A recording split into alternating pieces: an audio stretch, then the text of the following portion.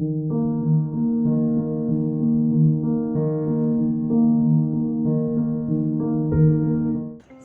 Rules of Love. Prologue. Between your fingers, you hold a stone and throw it into flowing water. The effect might not be easy to see. There will be a small ripple where the stone breaks the surface, and then a splash, muffled by the rush of surrounding river. That's all. Throw a stone into a lake. The effect will not only be visible, but also far more lasting. The stone will disturb the still water. A circle will form where the stone hit the water, and in a flash of that circle, it will multiply into another and another.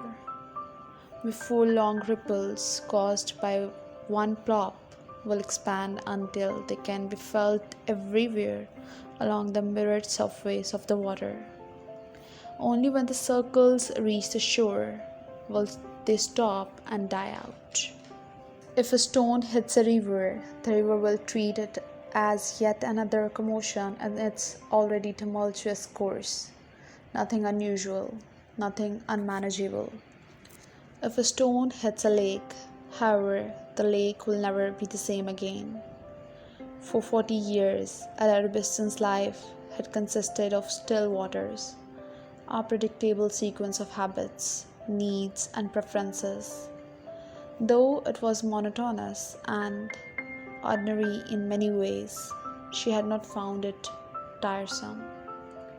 During the last 20 years, every wish she had, every person she befriended, and every decision she made was filtered through her marriage.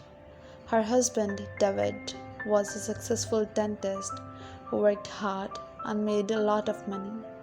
She had always known that they did not connect on any deep level, but connecting emotionally need not to be a priority on a married couple's list, she thought, especially for a man and a woman who had been married for so long.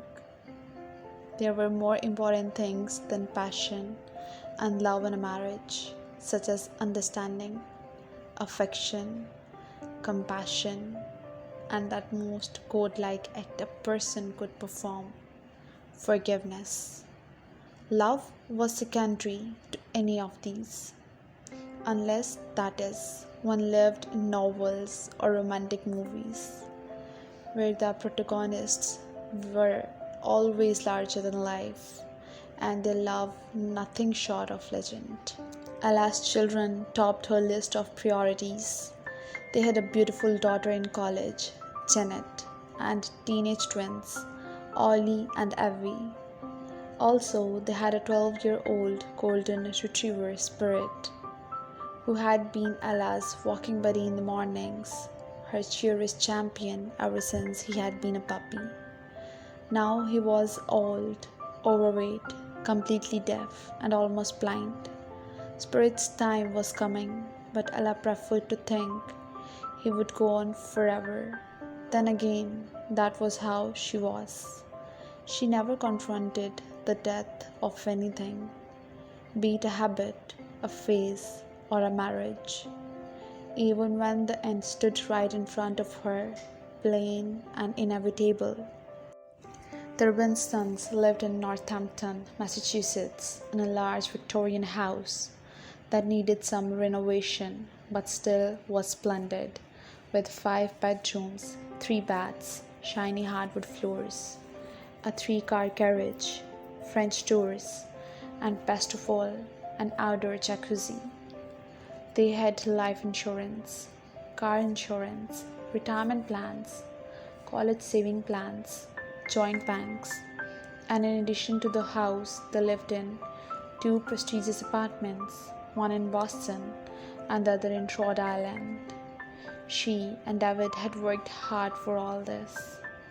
A big, busy house with children, elegant furniture, and the wafting scent of homemade pies might seem a clinch to some people, but to them it was a picture of an ideal life. They had built their marriage around this shared vision, and had attained most, if not all, of their dreams. On their last Valentine's Day, her husband had given her a heart-shaped diamond pendant and a card that read, "To my dear Ella, a woman with quiet manner, a generous heart, and the patience of a saint. Thank you for accepting me as I am. Thank you for being my wife. Yours, David." Ella had never confessed this to David, but reading his card felt like reading an obituary. "This is what they will write about me when I die," she had thought. And if they were sincere, they might also add this. Building her whole life around her husband and children, Ella lacked any survival techniques to help her cope with life's hardships on her own. She was not the type to throw caution to the wind. Even changing her daily coffee brand was a major effort. All of which is why no one, including Ella, could explain what was going on when she filed for divorce in the fall of 2008 after 20 years of marriage. But there was a reason: love. They did not live in the same city, not in the same continent. The two of them were not only miles apart, but also as different as day and night. Their lifestyles were so dissimilar that it seemed impossible for them to bear each other's presence. Never mind fall in love. But it happened, and it happened fast.